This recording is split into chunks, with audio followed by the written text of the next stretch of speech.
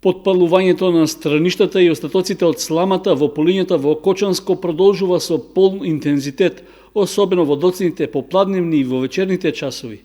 Сепак, од Министерството за внатрешни работи информираат дека веќе работат на терен и откриле лице кое е вршело подпалување. Според информацијата од полицијата, во вторникот на 3 март во 17 часот и 10 минути, полициски службеници од полициската станица Кочани на местото викано Кула во атарот на селото Чешиново го лишиле од слобода 64 годишниот ПД од Чешиново.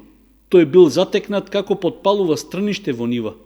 При тоа се однесувал агресивно и им се заканувал на полициските службеници.